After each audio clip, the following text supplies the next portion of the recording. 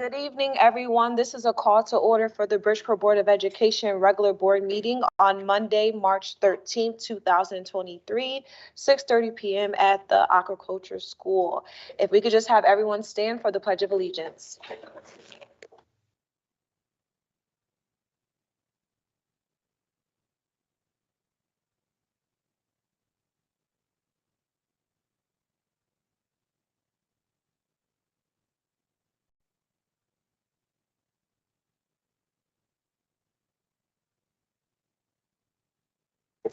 Thank you, everyone.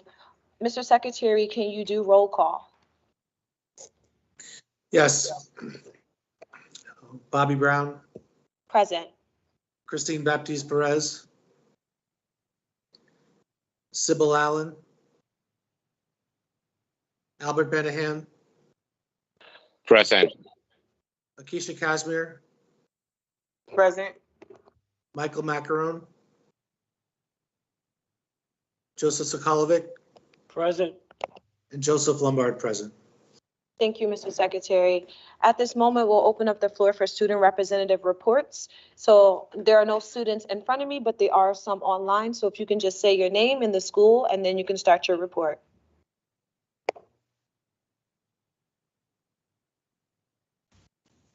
Hello, my name is Janiska Marseille, and I'm representing Basic High School. Basic Black History Month concert was held on February 24th, featuring memorable presentation from students and staff. Over 200 of Basic students participated in leadership presentation and extended leadership training event on February 27th. The keynote speaker for this event was Eric Jackson from Transforming Lives, Communities, and the World Through Leadership Initiative. Girl basketball will be playing in the state basketball tournament for the first time in 8 years. Congratulations to all of them. Thank you. Congratulations, Basic. Our next student representative, please state your name and what school you attend. Hello, my name is Michael Hemmings, and I attend Fairchild Wheeler. I'm a senior. So I will start with our trip to nationals for the track team. We had me, a high jumper, qualify, and I came out at 7th in the nation, along with our relay team qualifying and making it out at 9th in the nation for their club. Also, our course selection is set to begin for underclassmen in the next week or so. Our SAT day is the 22nd of this month. Our spring fling is the 24th, and we have 10 IT students who will be presenting their research at the University of Bridgeport RISE Forum on the 24th also. Thank you. Thank you and congratulations to you and your team. Next Thank you. student. Good evening. My name is Lindsay Muhammad, and I'm representing Fairchild Wheeler Aerospace. On March 3rd, Aero had an assembly to celebrate students who earned honor roll status during the second marking period. Students were also recognized for tenacity and exceptional efforts. In addition to this, Thomas Donnelly, a senior in the aerospace school, teamed up with a Central Magnet student and won the 2023 NAACP Douglas Garrison debate. Another student we'd like to recognize is Dan Echeverry, who went to the indoor track nationals over the weekend with our own David Viesto as coach, and Echeverry performed well. Students have also been purchasing tickets for prom as sales will be going on until April, and with the school year flying by, seniors have begun to purchase their cap and gowns. On March 10th, we had a school-wide SEL day with various activities promoting social emotional learning. With PSAT and SAT exams coming up on March 22nd, students have been working very hard and preparing through resources provided. And finally, I would like to recognize one more person for his dedication to his students, school, and education, our aerospace principal, Mr. Lip. He was recognized by Magnet Schools of America as the Region 1 Principal of the Year. All of his students are very proud. Thank you. Congratulations to your school as well. Next student representative. I'm Latonia Ferguson, and I'm the representative for Central High School. First, I'd like to start off by saying that we finished off our Black History Month celebration with a wonderful assembly that educated students about Black success and influence. We also had a successful high school fair at Sacred Heart University recently, and also a large percentage of students receive honor rolls for the past quarters, in which they were all recognized with certificates, special cards to get discounts on game attendance and proms and things of that nature. We're also Juniors are also preparing for the SAT day that's coming up, which is going to be on the 23rd of this month with like CCR classes and then outside resources. Um, and then lastly, I want to update the Board of Ed on the bathroom issue that I mentioned at our last meeting. So first, I'd like to say thank you to our principal, Dr. Graf, for taking a direct step by posting himself outside of the bathrooms to monitor them, which have been proven to be very effective. And then also for taking the initiative to get Central High School a female security guard, which overall helped us improve this situation by a lot. So next, I also want to introduce like a more permanent solution, maybe. So I remember that one of the board of members mentioned about mentioned having smoke detectors in the bathroom, but since we don't, I kind of like did some research on my own on like what a single unit commercial smoke and vape detector would look like. And from my research, I saw that like one would cost between 3,000 to 1,000. Which brings me to my big question, which is like, is there funding to have something like this put into our bathroom? And then lastly, like to keep in mind that we would be investing into protecting students who really take their education seriously. So yeah, question, is there funding for something like this? Thank you. I want to say thank you on behalf of the board for doing your research and looking into that. So thank you so much. And as we move throughout the program, I'll see if any board members would like to answer that for you. Is that all right? Thank you. No problem. Next I student agree with them. represent. Ms. Brown. Okay. Next representative. Hi, my name is Evan Arroyo, and I'm representing BMA. BMA participated in the district-wide SEL Day. Each period cadets had a different activity to complete. Cadets had an extremely fun time, and we plan on having these events once a quarter. The BMA cadet shadowing event was a great success. The Android TC cadets received volunteer hours for their help, and prospective students got a first-hand taste of BMA life. The Android TC cadets are attending a drill competition in New Jersey on March 25th, and we hope to come back with a trophy in our showcase. A honor assembly is planned for the 16th to celebrate cadets with first and second honors. And lastly, on March, the PTSO dinner is planned for later this month, as well with a presentation about the dangers of vaping in schools. Thank you. Thank you so much for your report. Are there any other student representatives? Hi, good evening. My name is Isabella, and I'm here representing Fairchild Wheeler Biotech. In the past month, we had our SEL Day during our fourth period on Friday. Groups of staff and students visited all biotech classrooms and did activities such as mindfulness, reflective circles, message balls, logo contests, and a gratitude wall. Also, senior families have been informed they can begin ordering senior caps and gowns. Information is sent weekly in Parent Square. And we have our spring fling, which is scheduled for March 24th. And finally, tomorrow, March 14th is Pi Day, and teachers have planned activities throughout the day. That's all I have for you today. Thank you. Thank you. Any other student representatives?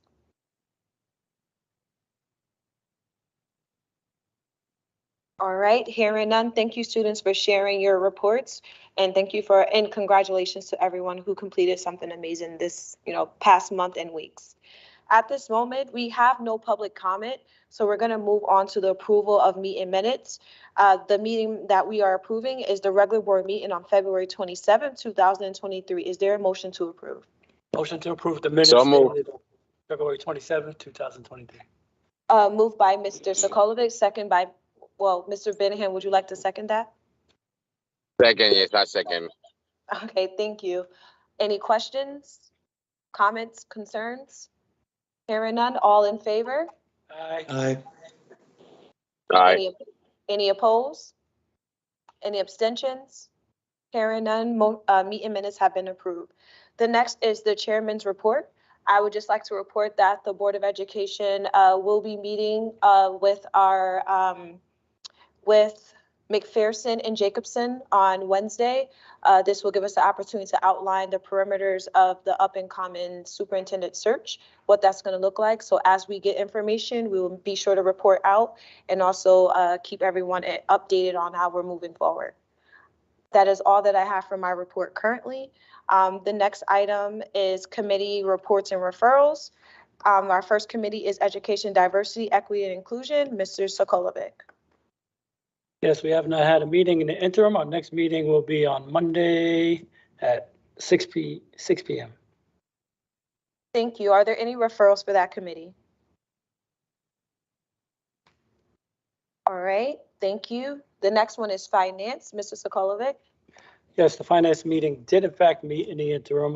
We discussed possibility of hiring a lobbyist to help us out lobbying for funds in Hartford and beyond.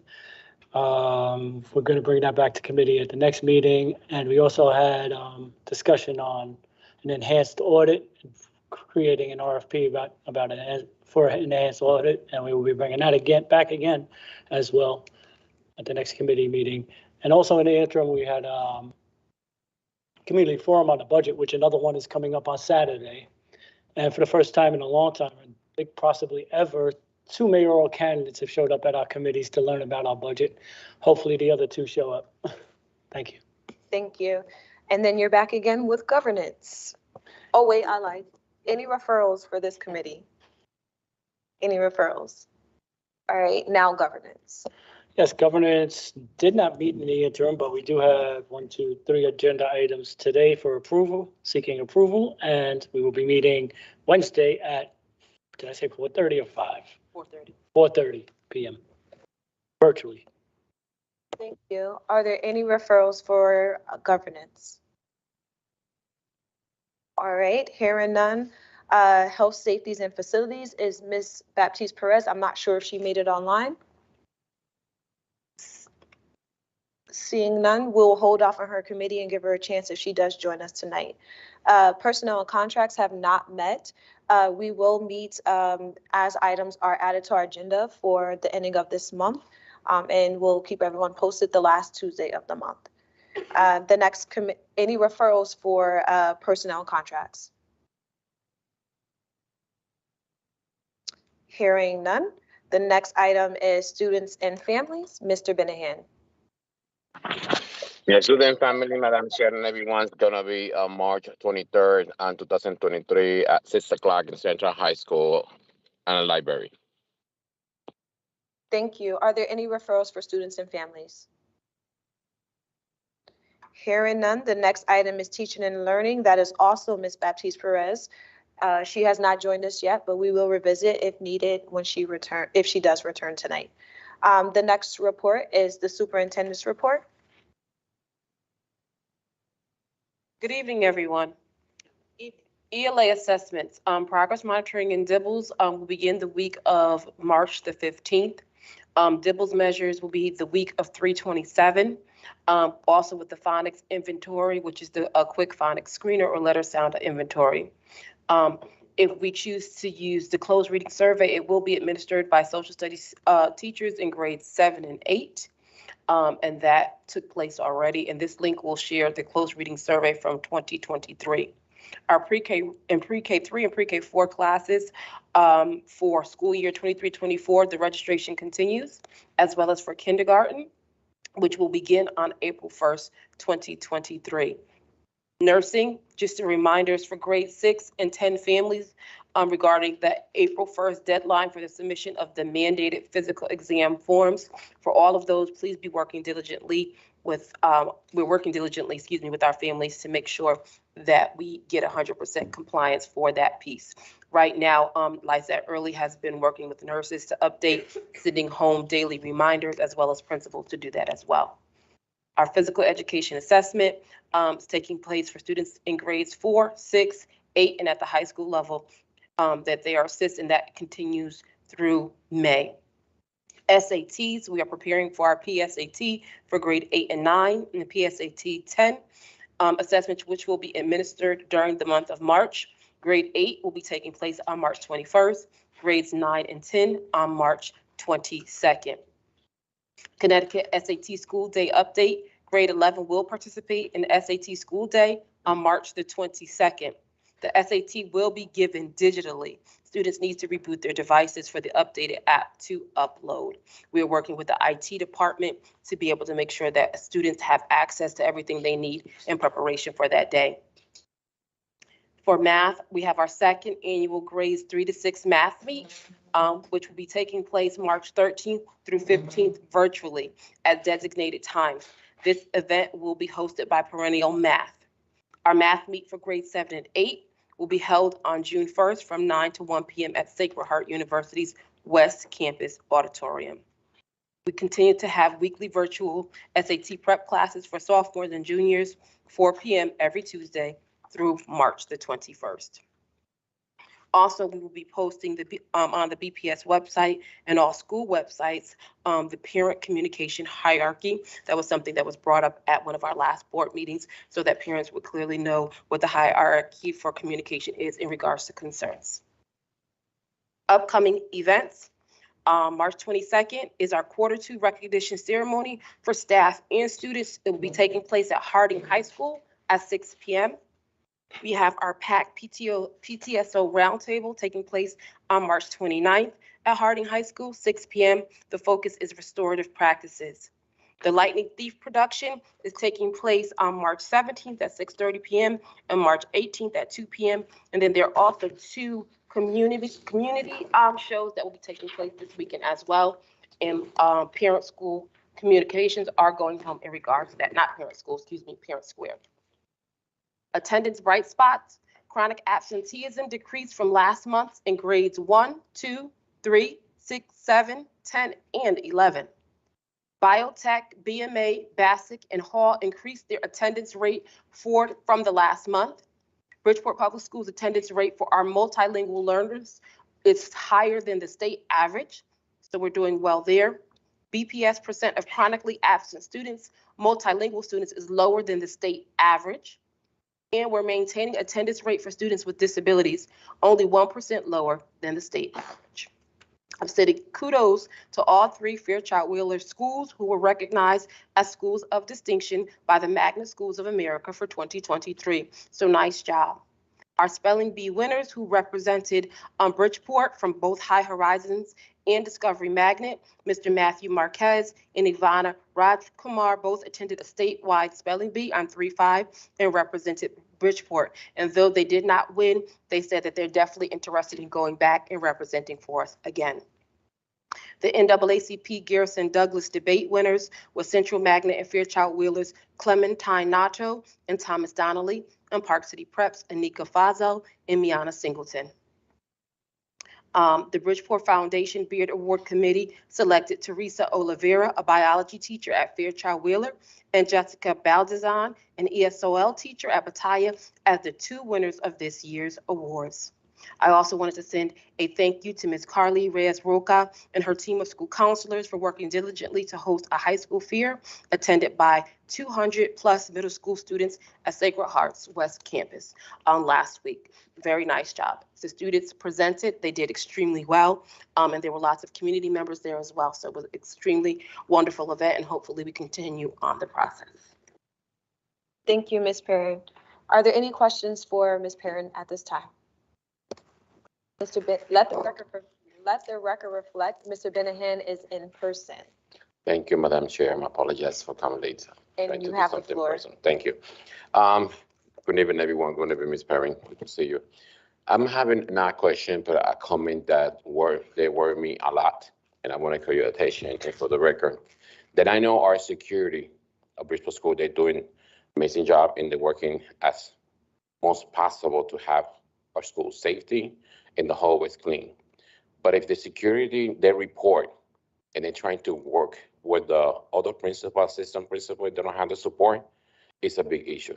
It's a big problem. Because if I know the security, they follow the protocol and the policy, they report, they let them know the principal, this is what's going on. The child goes to the office and then the child get out from the office after 3 or 4 minutes walking like a, haha, I win, I did it. It's no consequence. I know just depend the situation can be the consequence, but some school, especially the high schools, they need to get consequence our kids. We're here to be sure they got education, be safety, and work has some, better future and be sure they okay. But if they think they're gonna come, like at the schools are playground or let's have fun or walking in the hallway and walking like a day in the mall, that's a big situation. But if they don't have the security, they don't have the support for the principal, assistant principal, when they report, that's a big issue. Now, I want you, please, when you get a chance, let them know there are principals that I know they're doing a good job. I know they're busy, but if they don't have they don't support our security, I don't want they complain later for our securities because they really call me attention, parents, staff, they really feel bad that sometimes security, they're working so hard and they don't have the support from the school. So I want to let you know that situation. So please, if you can help up with that. I have a few questions for you, but I'll ask you offline in regards. Okay, no problem. And also, Madam Chair, if I mind, I just want to put for the record that last Saturday I was in the Dominican American Coalition of Connecticut. They did amazing perform. We were waiting for us as a board member be there, but I have to say this for the record because these people work for our children. Amazing in what the parents. They have Zumba, they have GED, they got ESL. They have so many programs for our parents and for our students. And I just want to put that for the record that if we need help them, if they need help or we need help for them, they will able to help us, board, education for our kids. They got programs, they got people, they are for the whole Connecticut, not only in Bridgeport, but right now they have a main office in Bridgeport, Main Street, and they will be glad to work with us because they have amazing programs for our kids, especially for the people that don't know English, immigration, Zumba, math, a lot of things. They have amazing things. But I was there, they did amazing gala, so I just want to let them know for the record. All right, thank you, Madam Chair. No more questions, no more comments. Thank you.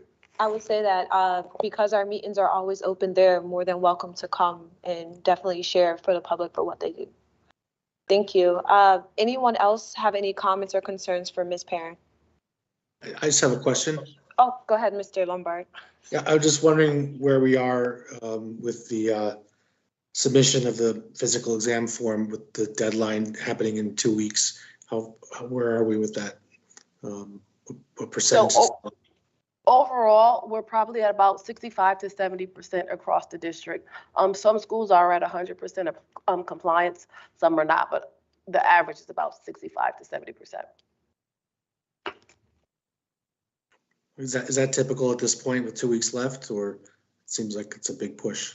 It really depends on the school population. One of the things that we do accept from parents and have communicated is that a lot of them say that, they're not able to get the physical exams complete by the April 1st deadline. So one of the things that we tell them and we communicate with them is we push for those schools that do have school-based health clinics to be able to register their children through that piece because they are able to get the physical through that. And in addition to that, also, if they have set up the actual appointment and they have proof of appointment, we can continue students on in school with that. So most of the parents who are currently still out of compliance are working on getting one of those two things so that their students can continue on in the process.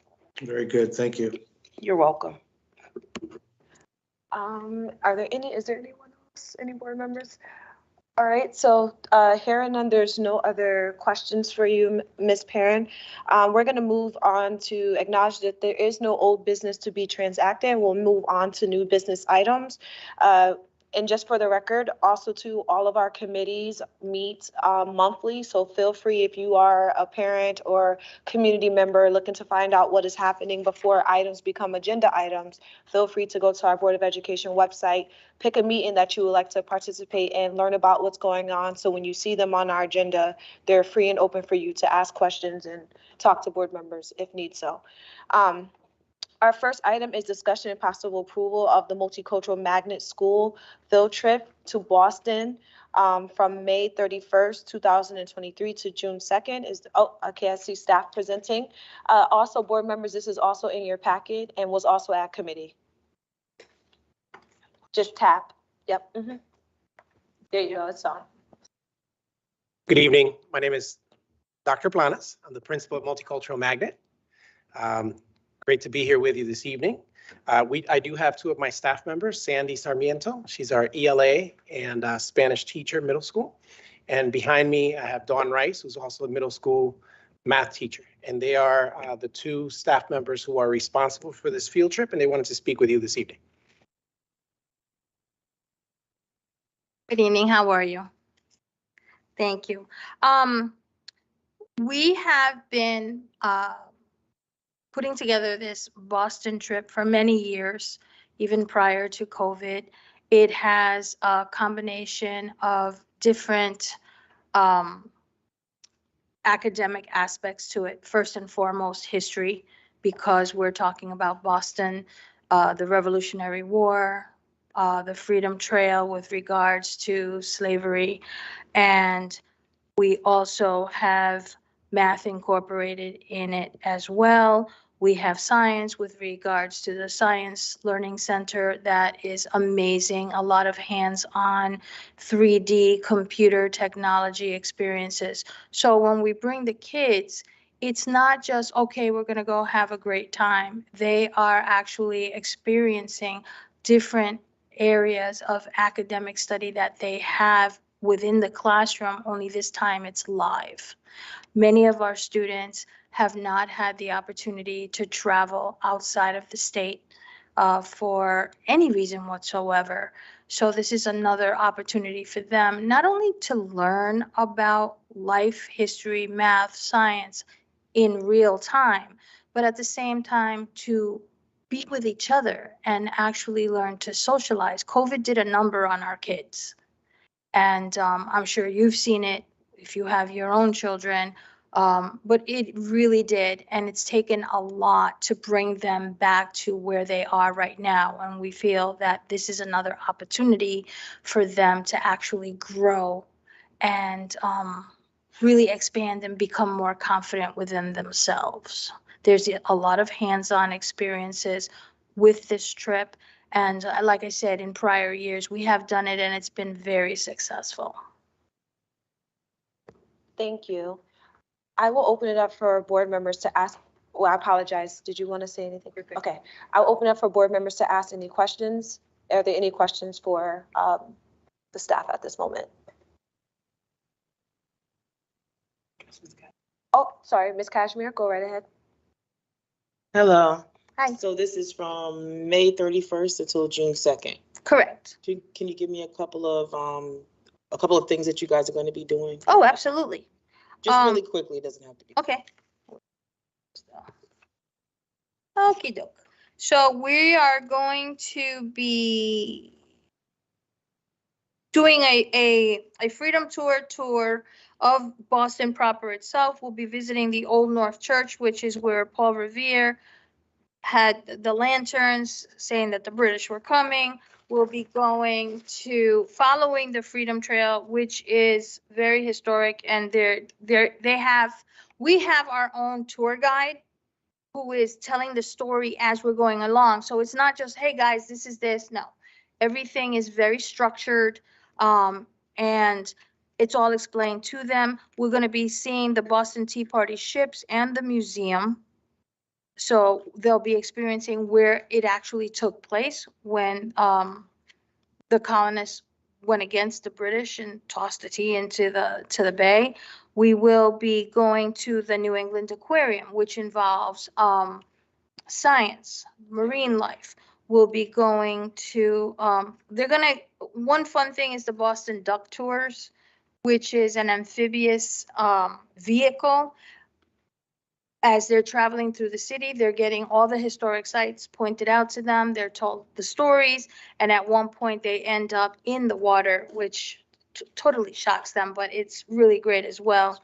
We'll be going to the Museum of Science, which is one of the things I said is a lot of hands-on, and in the past, I want to say 10 years, it is very advanced in technology. You have biology, you have physics, you have chemistry, and a lot of it is the kids themselves being right there, experiencing the different elements, the different types of experiments that they can do.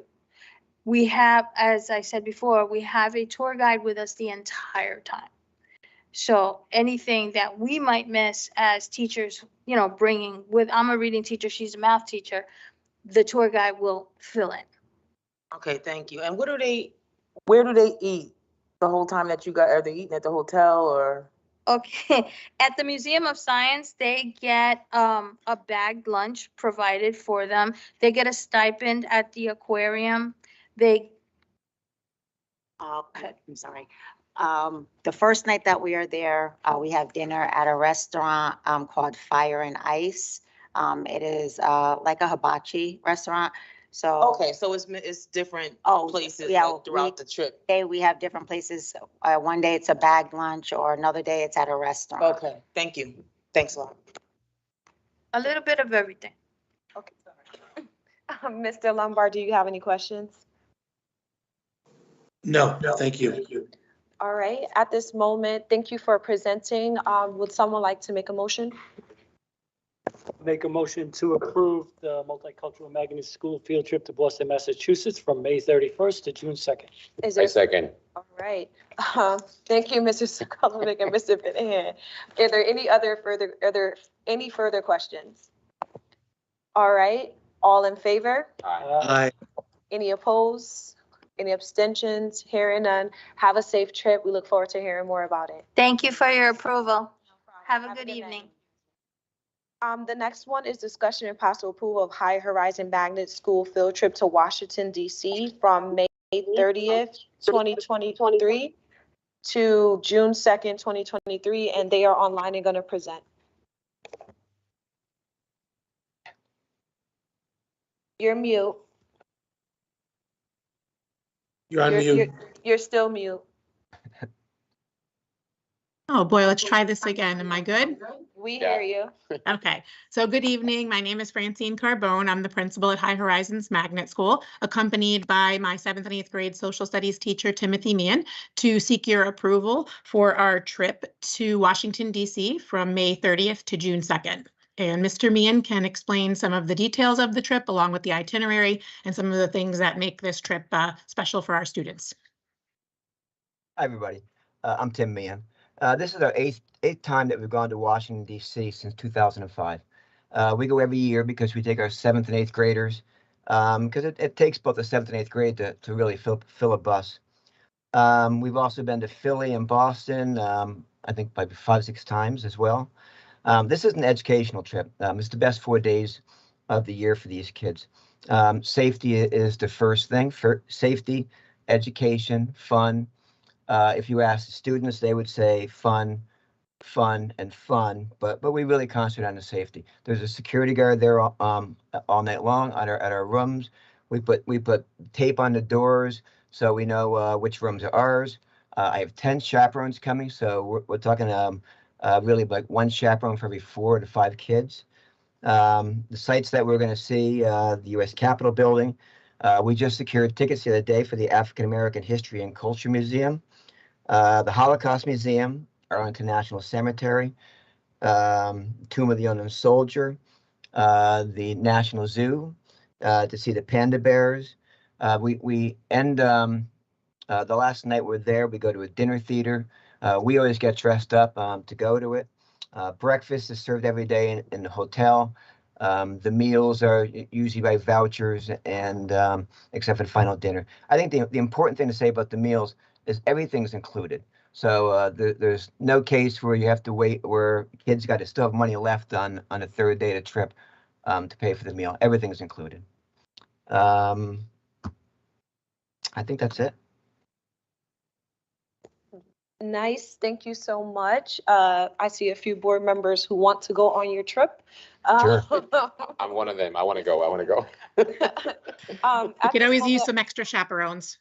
Yes. I will open up the floor for any questions concerning this trip. Are there any questions? Ms. Cashmere. I have more of a comment. I'll be in DC this weekend and we're just gonna do a White House tour. And we're gonna do the African American Museum too, but all of this, the other things that you mentioned sound superb and I might do those too. Thank you. Great. Mr. Benahan. I don't know question, but I can say, thank you, Ms. Carbone, and everything you do in your school and everyone in your team. Of course, that's the plan on you too, just in case I don't want to get jealous. But thank you for everything, and this is a good experience for the kids. I really appreciate that so much. Thank you. Thank you, Mr. Benahan. Thanks, guys. Mr. Lombard, do you have any questions? I'm sorry, I can't see you, so I turn around. No, thank you. All right, would someone like to make a motion? Motion to approve High Horizons Magnet School field trip to Washington DC from May 30th, 2023 to June 2nd, 2023. Seconded by Ms. Kashmir. Are there any questions? All right, all in favor? Aye. Any opposed? Any abstentions? Hearing none. Congratulations on your trip. We look forward to hearing all about it. Thank you. Thank you very much. Thank you. All right, just moving along. Our next item is discussion and possible approval or entering into a contract with RISAP for Barnum School. I believe there's the principal here and representation. Thank you. Go right ahead. Oh, wait. Oh, Ms. Clark is here as well. I am, but I really was just going to say welcome to to Christine to present on behalf of Barnum. This is for their grant with RISAP. This grant is their SIG award, and they're proposing to give a subcontract in the amount of $76,553 for restorative practices, and it's to fund their student success advocate. When we brought this item to committee, I know a couple of the board members hoped that we would please ask Christine and Mark, who I see behind her from RISAP, to come and provide an update on how the program was in the first year, as this is a continuation of the second year. Yes. Christine, Mark? Yep, feel free to join her. Good evening. I'm Christine Booth. I'm the principal at Barnum. Thank you for having me here. And I'm here just to talk about how wonderful the relationship with RISAP has been. So Barnum is in its second year in its relationship with RISAP, as Nadir stated, through the School Improvement Grant. Our student success advocate contributes to the overall culture and climate of Barnum School. In addition to working with a caseload of 20 plus students, primarily in the middle school, our SSA, her name is Ms. Drea, implements restorative practices through conflict resolution, mediation. She works closely with the administration and the support team to support students with all kinds of needs. Our SSA is also committed to the school in general. She attends all parent events, evening and before school hours. She attends all basketball games because she has such a strong relationship with the students. Through this partnership, RISAP has also allowed us to have a direct referral to outside agencies for some of our students, such as Street Safe, and has also brought in workshops for our students, including around topics such as vaping. And we've also been talking about different kinds of parent workshops that we can offer to our families as well. So Mark is here and Sharon is here, who also, they come to Barnum all the time and directly support our SSA and the programming in general. Thank you. Good evening, folks. Mark Donald, Executive Director of RISAP. I'd also like to add that I'm a former principal teacher in New Haven and the South Bronx, so I can empathize with the educators and how we're trying to meet the needs of young people in the pandemic. And that's one of the reasons that we developed this program, is to support young people and to keep them in school, prevent them from getting suspended, improve their attendance, and reduce behavioral incidents. I'm going to turn it over to my Director of School Programs here in 1 second, who also has his own 9-2 and was my partner in trying to keep kids in school up in New Haven as the Dean of Students in an alternative school. But I'm thrilled to say we're not improving the suspension rate at either of the schools tonight. And it's odd that I would say that, but under Ms. Booth and Ms. Carol Hall's leadership, they're not suspending kids. right? So, it's hard to improve on what's next to nothing. So they're doing a great job creating a school climate. And so really where our impact we've seen so far is in improving attendance. And the young people we're directly working with right now, we've seen about a 26% increase in attendance, which is phenomenal from the middle school, because traditionally across the middle school spectrum, kids start attending less and less, particularly if they're chronically absent beforehand. And I'll let Mr. Sinvilson speak a little bit more to that. Yep. Thank you guys for having me here. My name is Sharon Sinvilson, and it's a pleasure to be here. As Mark said, it's a great partnership in regard to working with Ms. Booth at Barnum. She explained some of the things that the Student Support Advocate is doing at Barnum, and basically providing check-ins with students, pushing into classrooms and building relationships with the student classrooms and the students and staff, providing circles, really being proactive and building those relationships before problems happen, So like Mark said, we have seen an increase, an improvement in attendance. And that is the goal. We're looking to have students in school. We're working with staff. I know you mentioned with security guards, and that's why we want to be in the schools. When students are having those issues, we want those referrals to come to our staff, where they can meet with a student support advocate or a restorative practice facilitator, and then they're going back to class as opposed to sitting in a room and not being productive for that day. So we're seeing improvements, especially in Barnum. And we want to just continue the great work in the partnership. And, it's a pleasure to be here. I'm very passionate about helping young people. And I was a young person in an at-risk school, so I know having these type of supports is really helpful for young people. So it's a pleasure to be here, and thank you guys. Thank you. At this moment, I'm going to ask any board members any questions. Mr. Lombard, any questions? No, thank you. Thank you.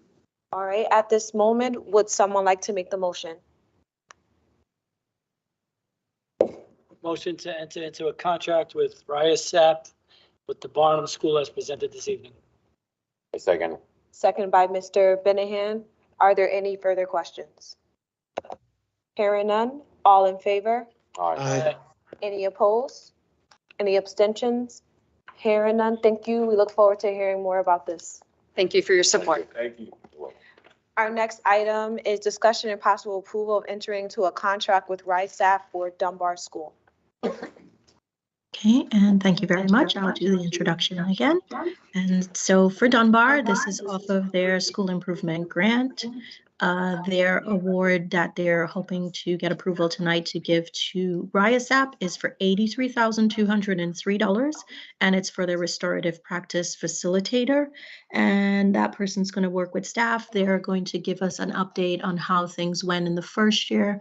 There was a little bit more that we had to cut down due to funding constraints for the second year, but Ms. Carol Hall will just give us an update on how things went during the first year, and the RIASAP team as well. Good evening. My name is Nikita Carol Hall, and I'm the interim principal for Dunbar. It is my pleasure to talk about the partnership with RIASAP. Previously at Marin School, I have a well-oiled relationship with RIASAP, and very excited to continue this collaboration at Dunbar. This past fall in November, our student support advocate came to Dunbar and primarily for the need of supporting restorative practices and working with middle school students around peer conflict, peer mediation, and just supporting overall with regulation issues. At the moment, Miss Melissa is really interwoven herself within the fabric of Dunbar. She attends our SEL meetings. She also is a part of our SRBI team, as well as other committees that are geared at supporting student engagement and also attendance.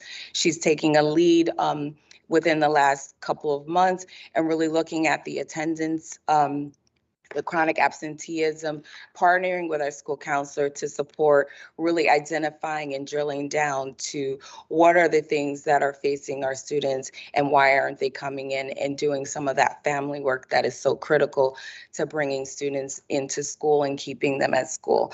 In addition, what we found, especially approaching the spring, is that our conflict is on the rise. And so in an effort to support our educators and also building the capacity of them being able to really be responsive, we have integrated middle school having morning time SEL sessions where Miss Melissa is going into those identified classrooms, which are our priority classrooms, and really introducing some of those SEL strategies and running circles.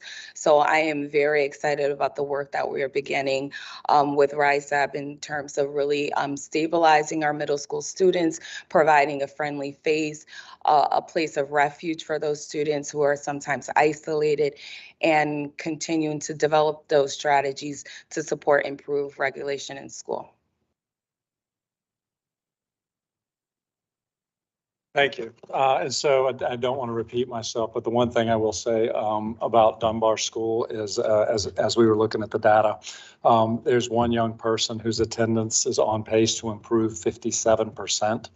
He is on pace to reduce his suspension rate 43%, and his behavioral incidence 36%. That's pretty phenomenal in a young person's life. But in regards to the Dunbar contract, you heard Ms. Clark talk about a restorative practice facilitator. The position over there is actually a student success advocate, but not by the contract that we put. The difference between our SSA, as we call them, is they're a licensed social worker, whereas a restorative practice facilitator is not.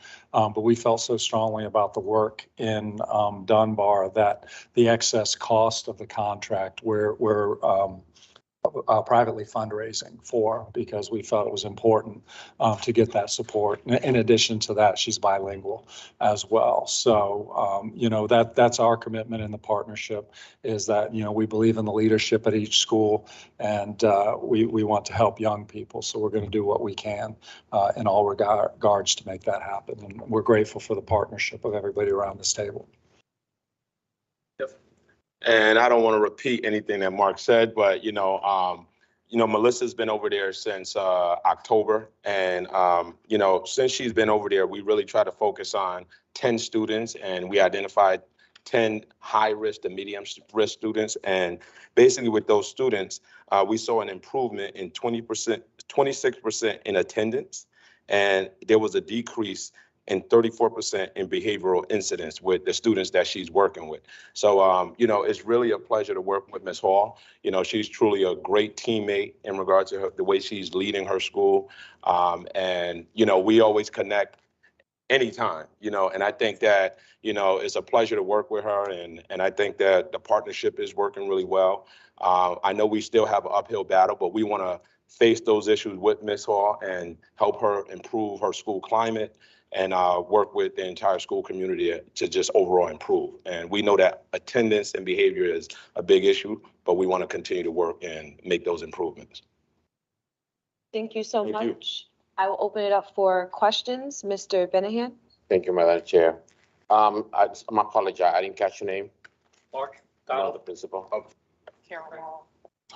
Good evening, Oh. Nikita Carroll Hall. sorry, I apologize. I just wanted, tell you welcome to the Barnum, to Dunbar School, and appreciate you be there to support, our Kenyan and everyone. I just wanted, I didn't meet you personal, but I'm glad you're here. So I just want to say, you're welcome.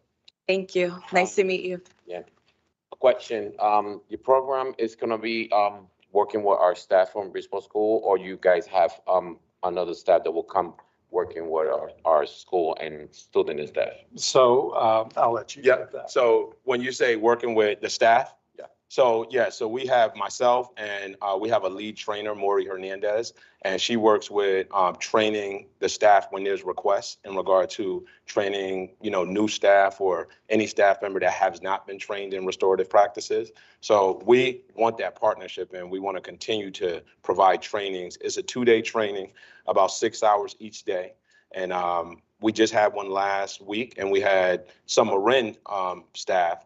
But we're open to having, Barnum, Dunbar, we welcome it all. And who do you report? Do you report for your, your person working in your company, or you report to the principal?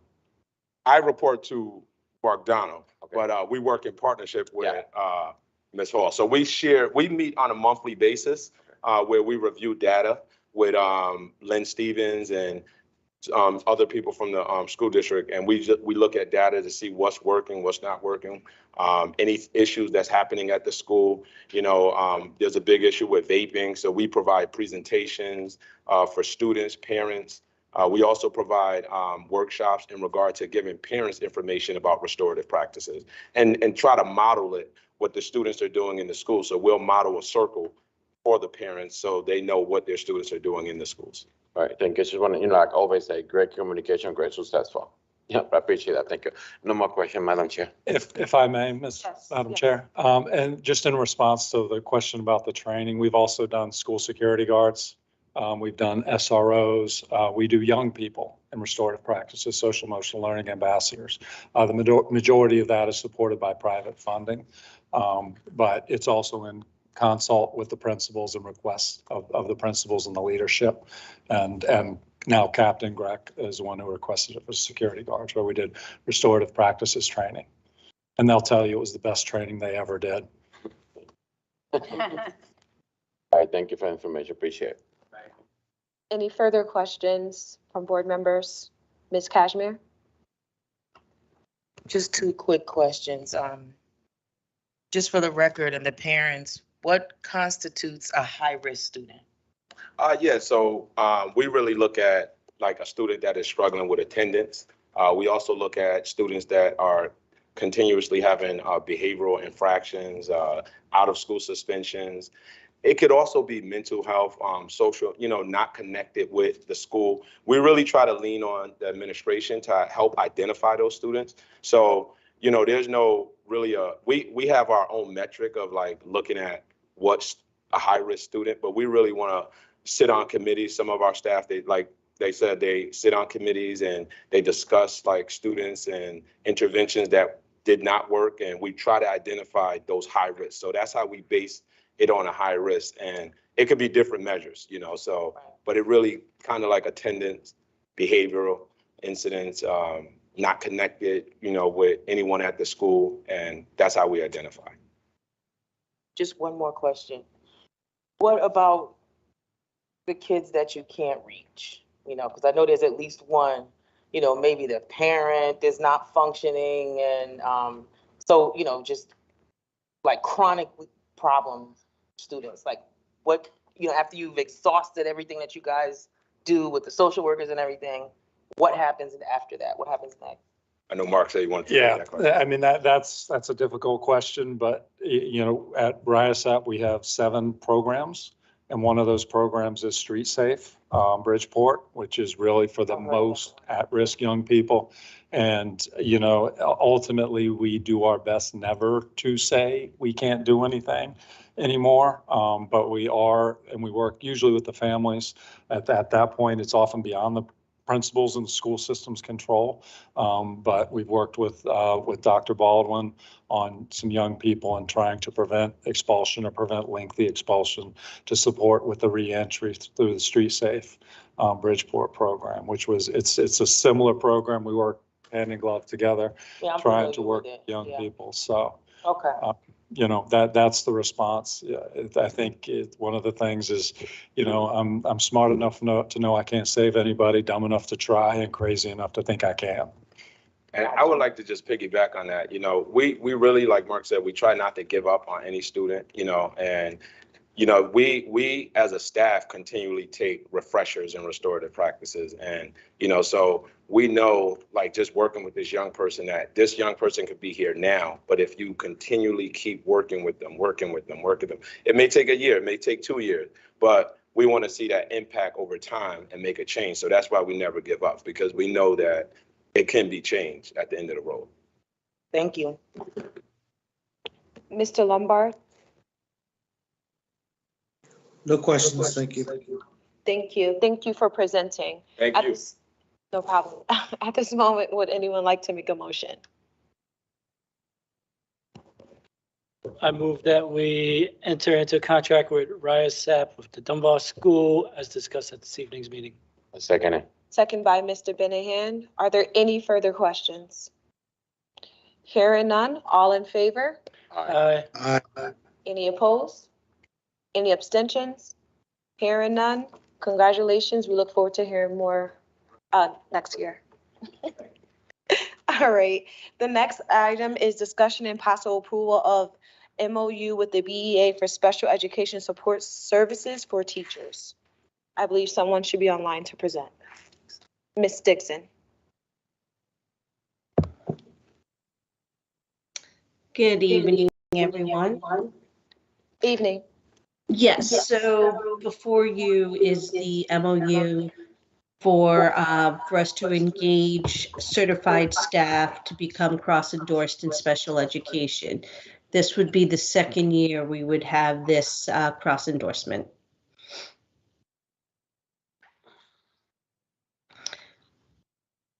All right, I know that this was also discussed in committee. Are there any questions from committee or now from your board packets for this particular MOU? Kashmir? I know that the O and the U are of understanding. What does the M stand for again? I remember In MOU. In MOU, I know the O and the U is for of understanding. What is the M for? Memorandum. Thank you. That's all I had. I hear no questions. All right, would someone like to make the motion? We have to wait for quorum. Oh, Lord Jesus, I forgot about Joe. Sorry. Joe, yes. Oh, sorry. Now we have quorum. Would someone like to make the motion? Make a motion to approve the MOU with BEA for special education support services for teachers. I second it. Second by Mr. Benahan. Are there any further questions? All right, all in favor? Aye. Any opposed? Any abstentions? Hearing none, you now have a MOU. Thank you. The next one, no problem. Discussion, the next one's discussion and possible approval of MOU for the BEA for bilingual support services for teachers. I believe this is Ms. Dixon as well. Yes, and I see Ms. Sosa Martins as well. She's online. But yes, once again, this would be the second year we have an MOU in place to entice our teachers to become cross-endorsed to help teach TESOL and ESL, I believe, are the classes we're hoping to gain teachers for cross-endorsement. All right, this was also in committee and also in your packets. Does anyone have any questions? All right, Mr. Lombard, I know I don't always turn to you, just want to make sure. Well, yeah, I don't know if Ms. Sosa Martins wanted to speak or not. She came on video. Ms. Martin?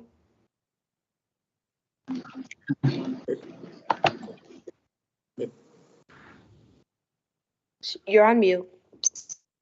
Sorry about that. Good evening, everybody. I just wanted to let everyone know that this is a wonderful opportunity for our teachers to become, like Ms. Altro Dixon mentioned, they will receive endorsement in ESL or bilingual or both. So this is a wonderful opportunity, and we have 8 candidates that hopefully will be finishing up in June. Thank you. Thank you. Seeing that there's no further questions, would someone like to make the motion? Yes, I make a motion to approve the MOU with the BEA for bilingual support services for teachers. I second. Second by Mr. Benahan. Any further questions? All right, all in favor? Aye. Any opposed? Any abstentions? Hearing none, motion carries. Thank you so much. All right, our next agenda item is the first read of bylaw 9130, construction and posting of agenda. You do have the items in front of you. They were also discussed in committee, and for those that are online, they are in your portal. So this was Mr. Are they separate then? They were put up separately than the packet? Or All the way at the end, Joe. I missed They one would- more.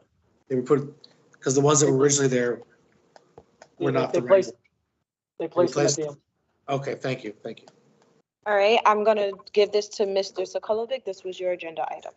Yes, before we begin, unless anybody's interested in reading this word for word, I'd like to waive the entire reading and just focus on the changes. I make a motion, Go ahead. make a motion to waive the reading in the entirety of 9130 and focus on the changes. Is there a second? Second by Mr. Lombard. Are there any further questions? All in favor? Any opposed? Okay. Any abstentions? Hearing none, go ahead. Sorry. Go I jumped the gun. Yeah, most of the language changes, we changed chairperson, chairman to change for chairperson. We did miss one, and take note of, please, item B. In the first line, we missed the chairman to chairperson. I think that's the only spot we missed. And a material change also appears in row B. We added we crossed out chairman and add chairperson and the following language. Wait, let me read all the sentence. The final decision as to whether an item is included on the agenda lies with the chairperson. And unless the item is requested by 3 or more members, then the item must be added to the agenda. The rationale behind this was if 3 board members want something on the agenda, it really should go on the agenda, and it's a little more speedier process than waiting for the special meeting because we may have some time consuming thing. And in the case of a chair who goes rogue, the special meeting might not be called and it'll be, I'm not saying this chair will go rogue. We're not writing for bylaws for ourselves, we're writing bylaws for our successors. And there's a protection in place for them. The next change is just chairperson. Here's another material change. That the chairperson has sole discretion to cancel any posted or regular scheduled meeting if in the chairperson's judgment it is deemed that doing so would be in the best interest of the public, staff, or board members as it relates to inclement weather, lack of a quorum. We struck the word potential because there's always a potential. Every day there's a potential lack of a quorum, so we shouldn't cancel in anticipation of that. And for any health or safety concerns, pandemic, what have you. And we crossed out lack of sufficient information to efficiently conduct business. The rationale was behind this was each and every day, each and every meeting, we have public comment, and student representative reports, committee reports, and committee referrals. That business needs to carry on, otherwise it'll back up. So if those are the only items in the agenda, we get out of here in 20 minutes, and it's no big deal. We don't have to have staff present for items that are not on the agenda. They won't be necessary for that meeting. It'll just be us in a room with the public, giving them their chance to speak. This is here. Again, chairperson, and then the next important thing would be cut off all the times, the call to order, pledge allegiance, and added after number 3, student representative reports, because when the new bylaws were created, they were left off, and we had to keep putting them back on. Hopefully they stick this time and stay there forever, because we always got to hear from our students. And the numbers were amended, and the times are all crossed out and removed, because I've said this before, I'll say it again, we're not we're not a McDonald's drive-through of governance at Bridgeport. We have the Board of Education. We have to hear items. We have to discuss them thoroughly. Sometimes the meeting will last long, sometimes not, depending on the business. There should never be an agenda without business in a district with 19,000 students and over 2,000 employees. And lastly, the order of business on the agenda may be changed by a majority vote of the members of the board. And that's all. Are there any questions on this document? I just think we should have some discussion. I'm on this committee, so I had some of the discussion already, but I think if we're gonna, this is just the first read, right? We're not voting on it, is that right? Yes, just first read. Okay, so I just wanted to discuss a little bit, in particular, under item B, the change to chairperson, agenda lies with the chairperson unless the agenda item is requested by 3 or more members, then the item must be added to the agenda. Just to understanding that currently, and Mr. Sakala did allude to this, currently, if 3 or more members have an agenda item they want addressed, they can call for a special meeting, which, unless the chairperson goes rogue, needs to be called within, I think, 14 days. Is that right? Yes, sir. Okay, so what this is saying is that within 72 hours notice of the board meeting, those 3 members could require that that item goes on the regular board agenda and skipping the current process of special meeting. If I'm not, and I'm not at this point saying my opinion on this, but I think it's important that we understand what we're reading and with the change that it's doing, so that the chairperson would not be in the position to schedule the discussion around that item within 14 days. They would instead be put in the position to have to place it on the next regular board meeting. Is that about right? I got kind of twisted at the end. This is, So what this is saying is that a request must be made no later than 72 hours prior to posting of the agenda. And so what that's saying is if you have 3 or more board members that have an item they want addressed, where currently they have a mechanism to have it addressed by having a special meeting scheduled within 14 days. What this is saying is, in lieu of that mechanism, they could it would require the chairperson to place that item on the next regular board meeting agenda. Or do we address that later where we say maybe not the next meeting? I'm not sure where that's addressed. right, that's a little more clear. Yeah, yes, that's exactly it.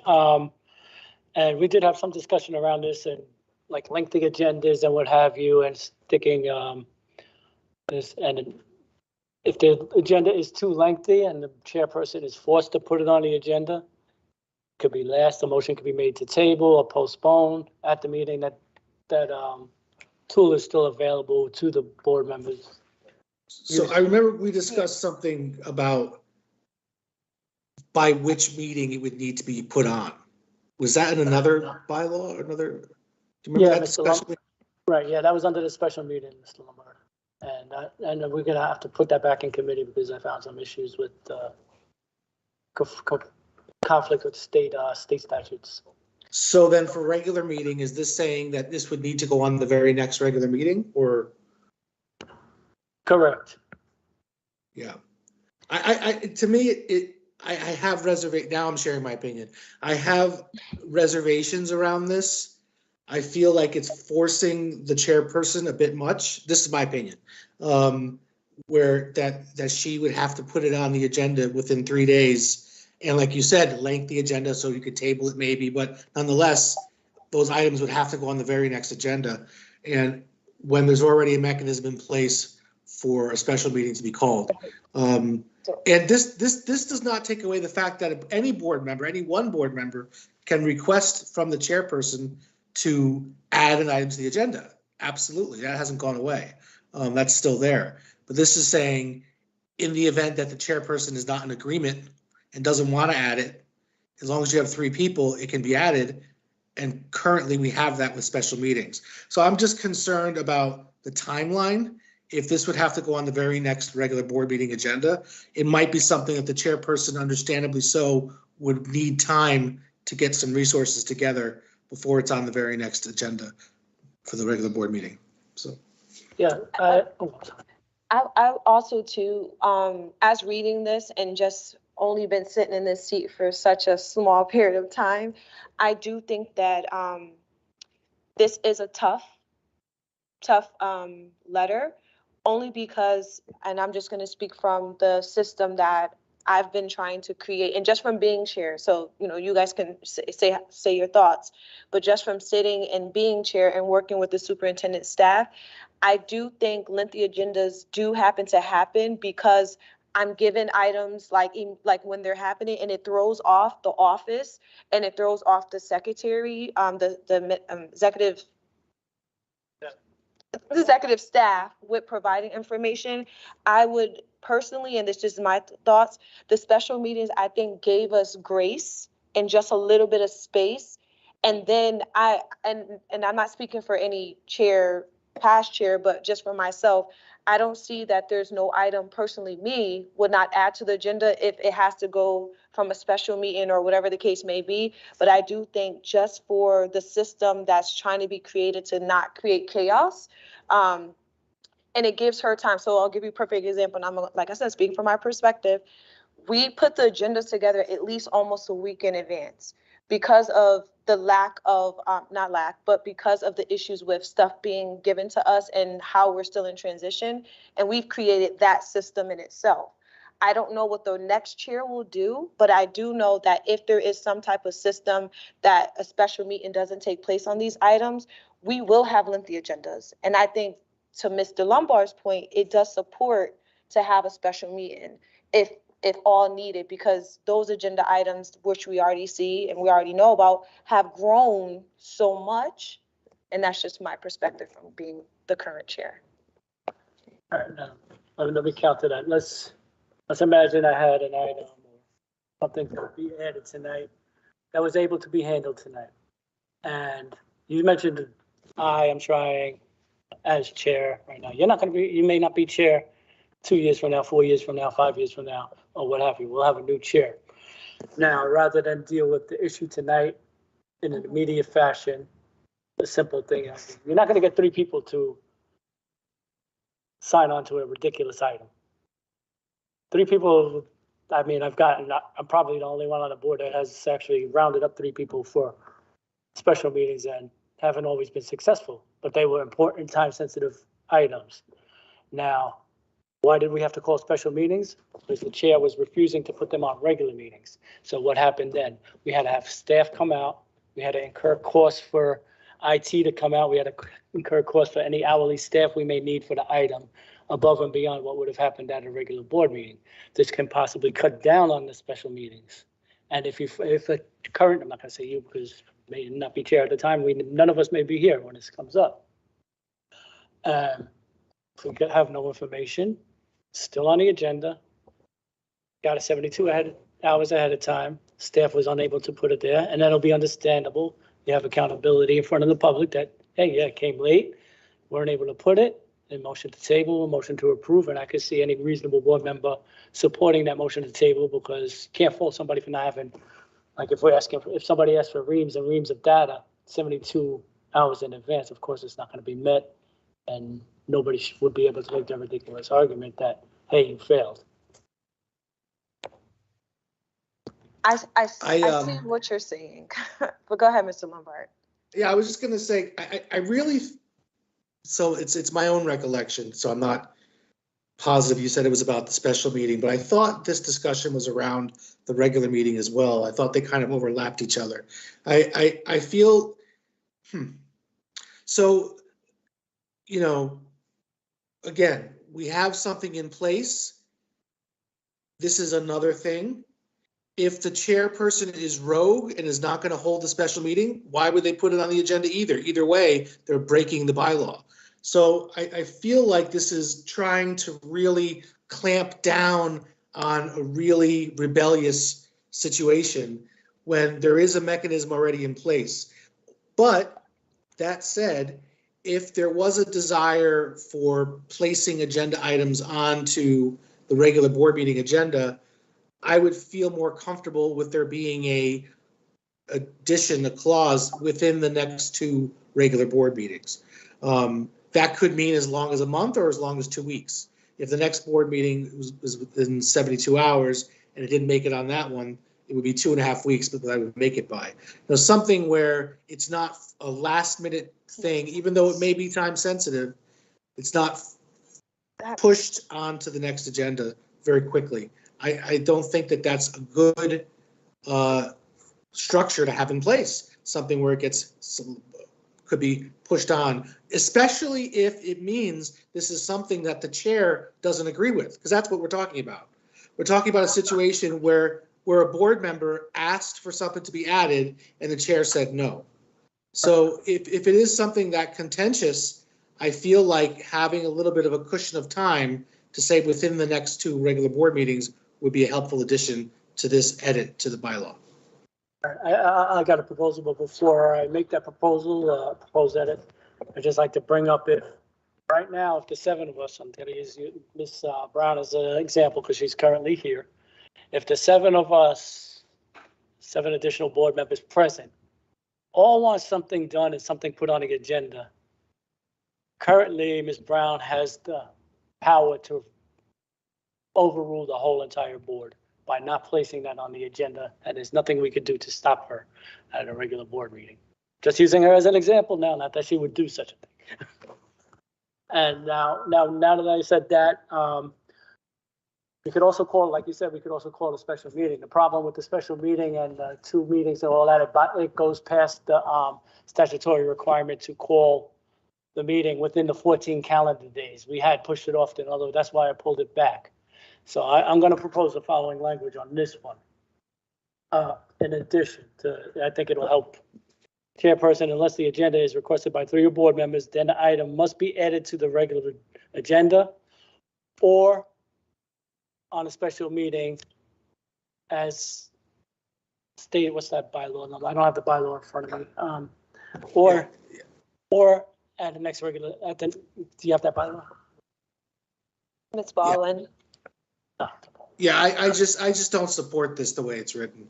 I would, like I said, I feel like it being mandated that it goes on the next agenda is not enough time for everyone to work through. I feel like there should be something saying within the next 2 regular board meetings. That's how I feel about it. I think when we met at committee last and spoke about this, I think Mr. Lombard does have an accurate memory of the conversation, because we did talk about that it's not uncommon. I've seen boards that have this provision, 3 or more people can ask for an item to be placed on an agenda. So that's not uncommon. But what is uncommon is that it has to go right on the next agenda. And so we did talk about some sort of consideration or review where the chairperson would acknowledge that the chair heard from 3 or more board members about an item of interest, that the chairperson would then give a tentative timeline or date of when it would be on the next agenda. That would likely occur through consultation with the superintendent, because as you stated, Ms. Brown, you're already working on the next agenda. You're building the next meeting agenda. So you have a sense of what that might look like.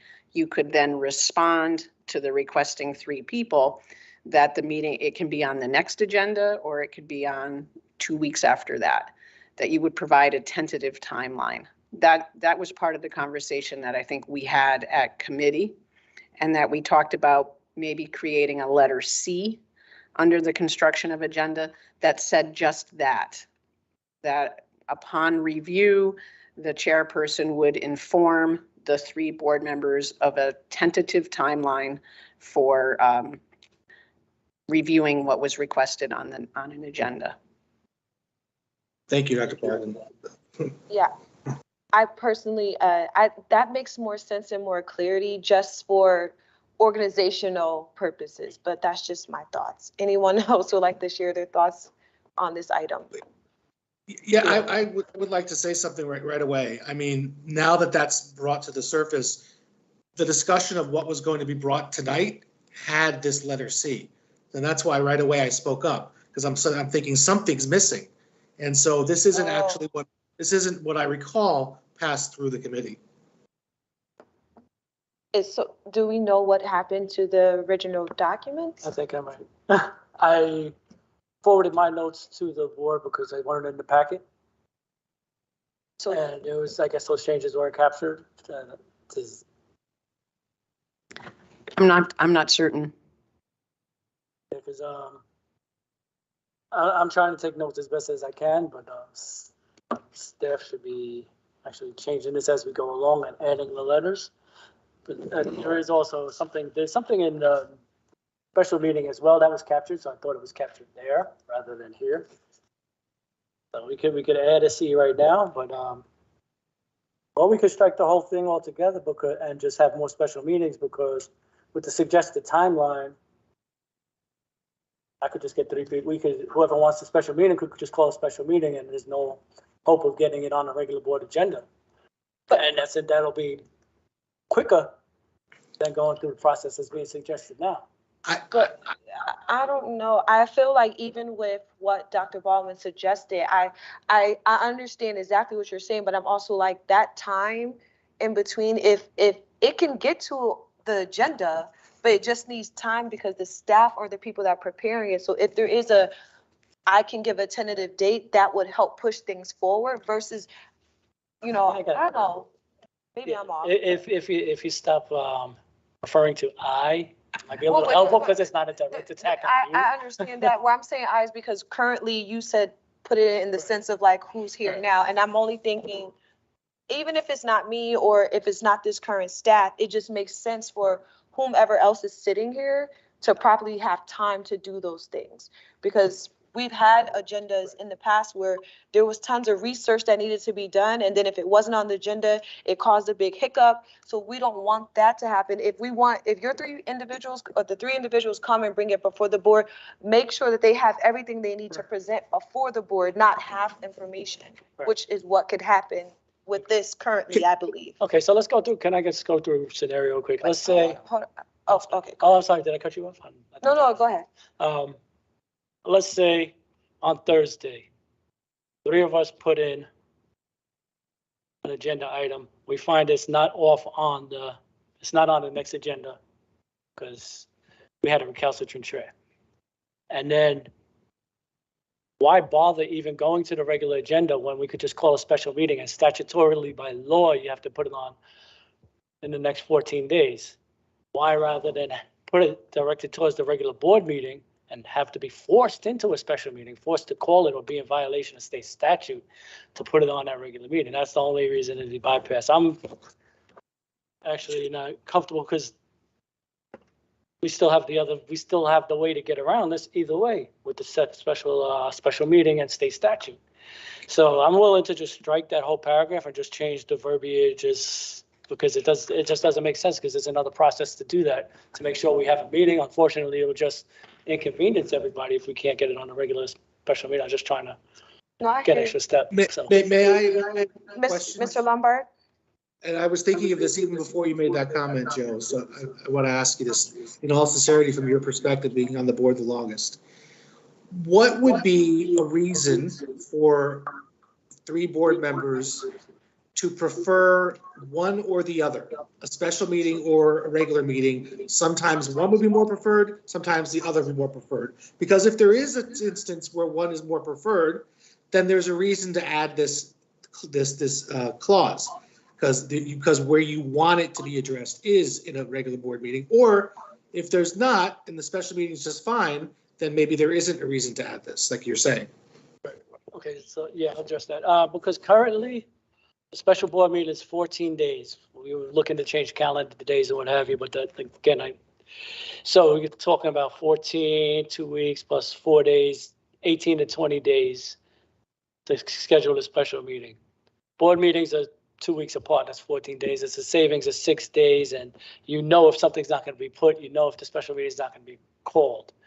So it is just a time saver and just a check and balance. I would suggest, or just adding the language, or at a special board meeting called at the date, or otherwise it's just going to make dual things. Okay, Like well, say- I guess but what I was trying to ask, and I probably wasn't saying it what I'm thinking, is there a preference for a special meeting for someone to have their agenda item addressed within, as opposed to it being addressed on a regular board meeting for any reason? Well, is it the public? Right. No. Well, I'm retired, so it really doesn't matter to me. Seems like a lot of y'all working may have trouble getting out to a special meeting called for a special purpose. I don't know if you noticed, but we did have long agendas recently, but we haven't had very many special meetings because things were being put on the regular agenda and being dealt with at one meeting. If everybody's preference is 2 meetings, that's all well and good, but just the dual track that we're going to set up by doing the way that's being proposed is that I'm pretty savvy. I'll put in 2 requests. I'll put in a request with the board for a regular meeting, and then I'll put in a request for state statute at a special meeting. And then either way, it's getting heard in the next 18 days. Do we have another meeting where everybody who has like all these careers and time-sensitive issues in their lives have to come out a special second day? Or do we put it on a regular board meeting?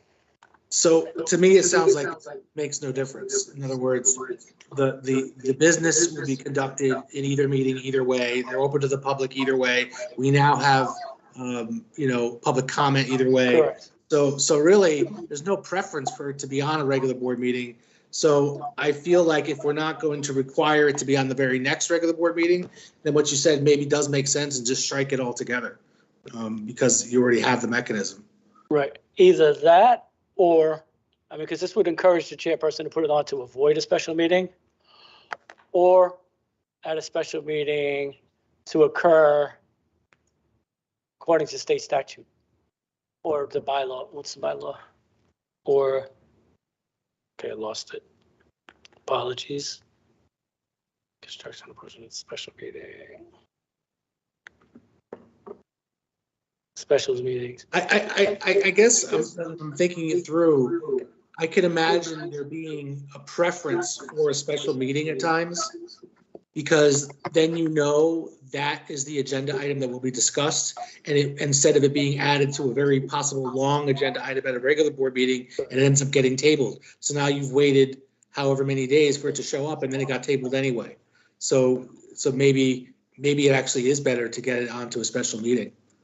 How about this? Let me bear with me for a second. Let me just read off the special meetings under 9140. 2A, special meetings may be held when determined by the board, when so called by the chairman, or upon written request of 3 board members as scheduled at a reasonable time and place to be determined by the chair to occur within 14 days of such request. Now, how about if less ditch effort, and I'll be quiet after this, then we just insert that language as C and put an or at that point. So I'm gonna just ask you to just repeat that again, just in clarity, because I see faces looking like, what? Okay, so this is the current language. Called by the chairperson unless the agenda item is requested by 3 or more board members, then the item must be added to the agenda, or a special meeting so called by the chairman. You could say unless it is already addressed in a special meeting prior to the regular Right, or board. schedule that, or at a special meeting to be scheduled by the board within as according to bylaw 9140. 9130. Are we tracking this? No. Well, I'm waiting for a little bit more Right. clarity because you No, guys- but am I making sense? We can work on the language if I make it sense, because it don't make sense to work on the language unless we got an agreement. Well, Mr. Benahan had a Oh, question, sorry. so, Mr. Benahan? Thank you, Madam Chair. I'm receiving a lot of text messages like crazy, and I'm a little confused too. So let's go to the point, because I don't want to take too long talking about something, because we have more things to discuss. So the special meetings, like to have the special meeting with approval of the chairperson, or don't have the special meeting. So I want to clarify that part, so I can tell you something else.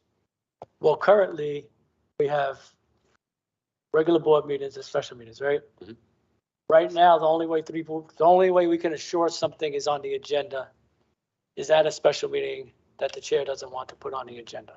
So 3 of us could call a special meeting. We've done it, I think, twice in the last 4 We years. did it before, yes. And we had to because the chair wasn't putting stuff on the agenda. Mhm. So that was the only mechanism we had. I was just trying to create an additional mechanism, because sometimes we might need to address something before 20 days that the future chair may not want to address.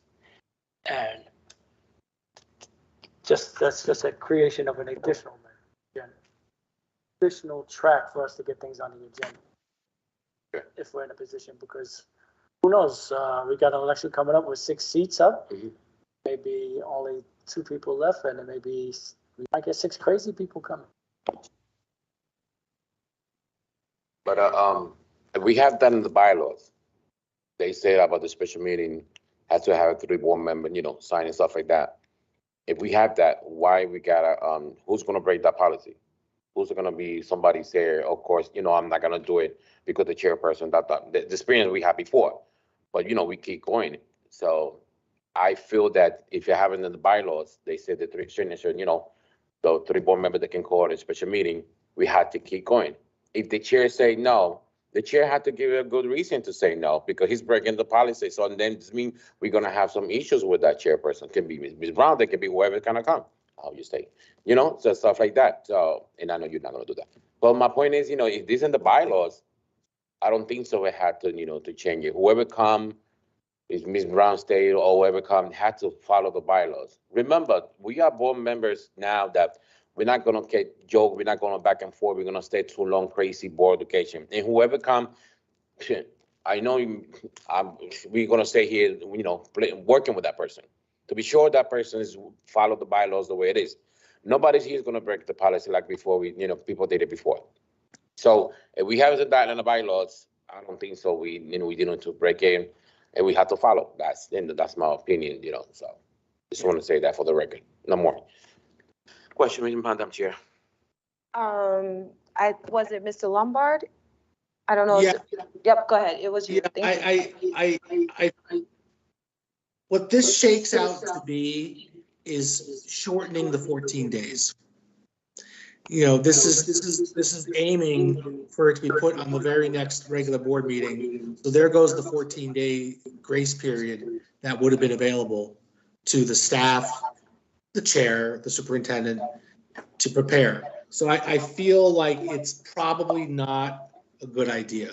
So that's kind of how I feel about it. But at the same time, I wouldn't mind a little bit, if she wouldn't mind, a little more input from Dr. Baldwin, who indicated that this is not unheard of, that some districts do have something like this where things go on the regular board. But from your knowledge, do they also have the mechanism where they can request a special meeting? So they're doing both, the double whammy, or? I'm not familiar with the ability to request the special meeting. And I think just to sort of frame the conversation again, the policy that we're talking about is construction and posting of the agenda. And the big idea around construction of the agenda is the shared work that takes place between the superintendent and the chairperson who represents the other members of the board. And so the chairperson really does need to be facilitating conversations one-on-one, making sure that the chairperson is hearing what sort of business of the board do my board members want to hear about, the business of the school district. And so that letter A is an important component of this policy framework. B, it is not uncommon to have a provision where 3 board members can ask for something to get on an agenda. I have experienced that.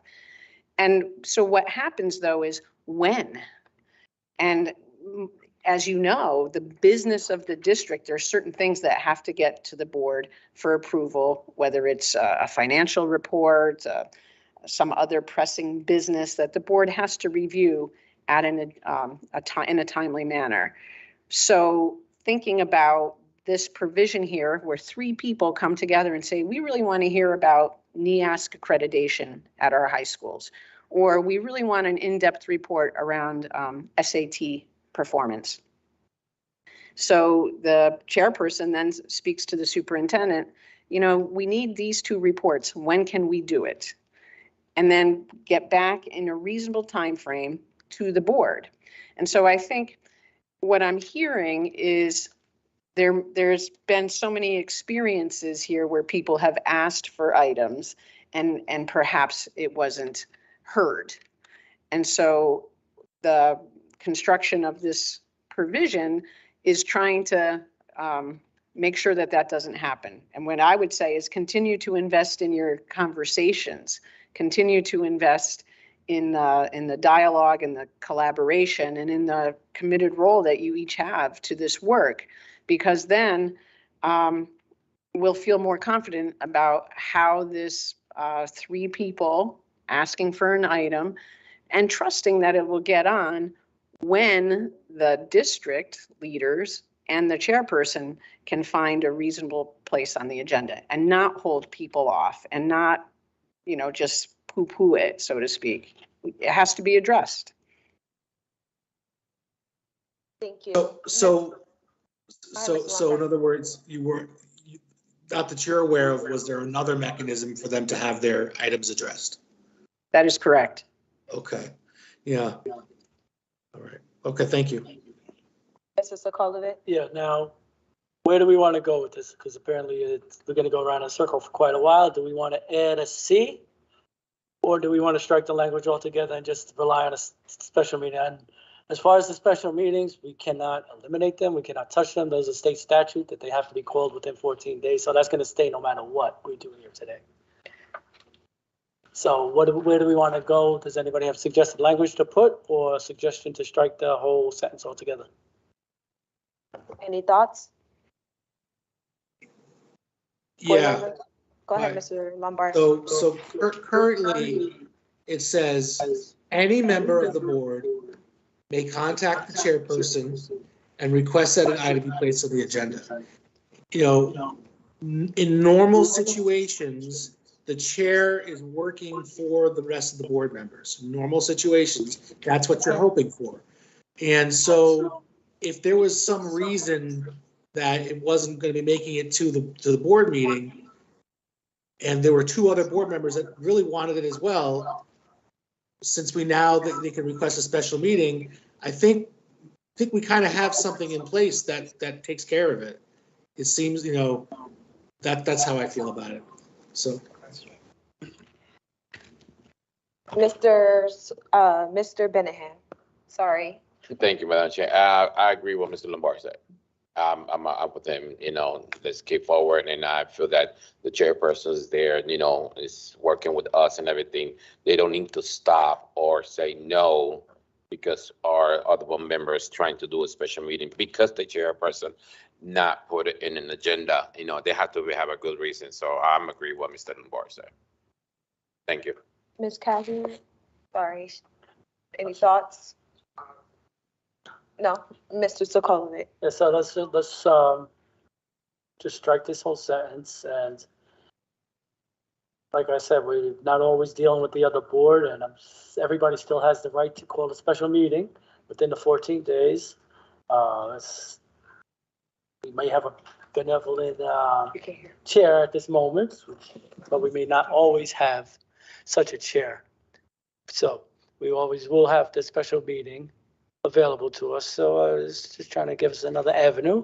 Apparently, it's not the taste of the board. So I would make a motion to strike the last part of the sentence and leave it, just end at chairperson and remove the rest. Second. Second by Mr. Lombard. Any further questions or discussion? All right, all in favor? Wait, sorry. we got to structure this. Motion to accept yes. the first read as amended. Is there a second? Second. Second by Mr. Benahan.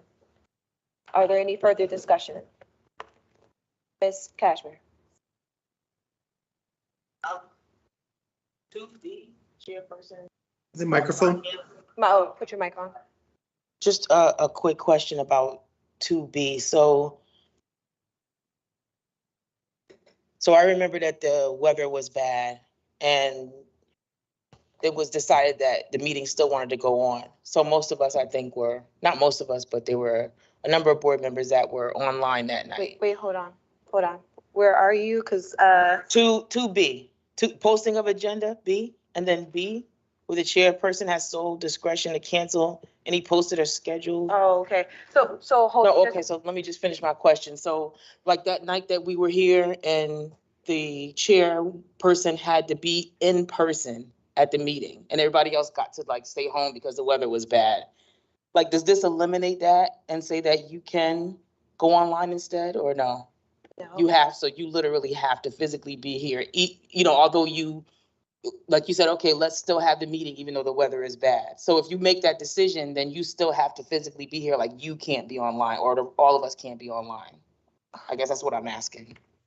Go ahead, Mr. Sokolovich. Yeah, that was an interesting meeting. The chairperson did have the discretion to cancel that meeting, but there were several time sensitive issues. And because of the way the storm fell, we also bumped up against state statute that she could not reschedule the meeting in a timely manner to Make it virtual. satisfy. So that's fine. I don't have a problem with her not No, but rescheduling just the that meeting, but if she doesn't, if she decides to hold the meeting and not reschedule it, then that's why I was asking, like, can all of us like be online instead of her being here and there's like a snowstorm outside? Only if it meets the time requirements per the state. Gotcha. Thank you. That's it. Yeah. There you go. All right, go ahead, Mr. Sokolovic. No, it was done. It was seconded. That's further discussion. Okay, so it's been seconded. All in favor? Aye. Any opposed? Any abstentions? Hearing none, motion carries. All right, I believe we are on to the next item, which is first read of bylaw 9170, quorum and voting procedures. And there's, Mr. Sokolovic, there's only one change on here, but go ahead. Yes, this one should be quick because everybody's gonna agree with me, right? No, I'll make this same motion not to read this in its entirety. Everybody's read it. There's only one, motion to waive reading 9170 in its entirety and just highlight the one change that's made. Second. Second by Mr. Lombard. Are there any further questions? All in favor? Aye. Any opposed? Any abstentions? Hearing none, motion carries. Continue. Okay, this one has only one change. Everybody looks at 1A, the majority of all new languages insert current. And then in parentheses, should there be less than 9 members of the board shall be necessary to constitute a quorum for the transaction of business. Now, we've ended up with, I don't know if everybody saw the city council and the issues they had with 2/3 people voting and all this and that. We're down to 8 board members. If we drop one more board members, we got 7. So in order to have a meeting, is that the majority of all members of the board, which could be construed as 9, we would need 5. But if we have 7 board members, the change of the language would mean 4. Now, it may seem like a ridiculous change, but you'd think you would count only the members that exist, but that didn't happen at the city council when they went for 2/3 vote for the charter change. So I thought it would be prudent to put this language in here just for clarity's sake. I think it's very crafty. I like it. Are there any other questions concerning this item? Go ahead. Can you just give me one more example of what you're talking about with this? Explain that again. All right, majority of all current board. Now, if it says majority, take out the red in your mind. Right. Okay. Majority of all members of the board shall be necessary to constitute a quorum for the transaction of business. Now, we're down 1 board member right now. Say an interim before we get another board member. Somebody else resigns. And then we have 7. Now, it's majority of all members of the board. We're a 9-member board. 2 seats are empty. If we get 4 people,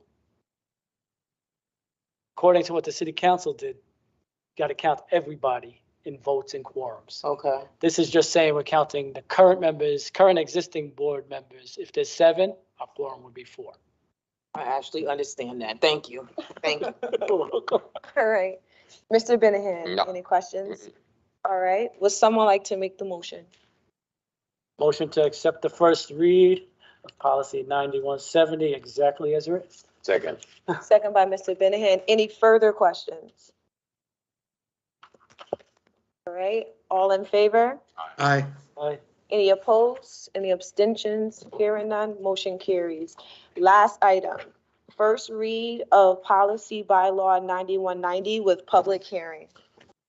This one is just, okay, I'll read the whole thing. This is Yeah, go very, ahead. very short. Public hearings may be held before the board at such times and places as the board may determine. At least 5 days' notice shall be given to the time, place, and purpose of such hearings. The board will schedule a public hearing at least once a quarter for a 2-hour period for the purpose of highlighting school, staff, and student achievement. Here's where the change comes in. The chairperson, superintendent, or the designee will plan the agenda for and preside over all public hearings. The reason this change was made because chairperson is gender neutral, and changing the old bylaws in every single place where it did say chairperson, the old board inserted chairman instead of chairperson in every single location, so we're changing that back. Are there any further questions or thoughts on this item? All right. Would someone like to make the motion? Motion to accept the first read of public hearings, bylaw 9190. I mean, is that 91? Yes, 9190 as presented. Second. Second by Mr. Benahan. Any further discussion? All in favor? Aye. Aye. Any opposed? Any abstentions? Hearing none. Is there a motion to adjourn? So moved. Moved by Mr. Benahan. Is there a second? Second. Second by Ms. Cashmere. All right. All in favor? Aye. Any opposed? Any abstentions? Everyone have a good night. Good night. God bless you all.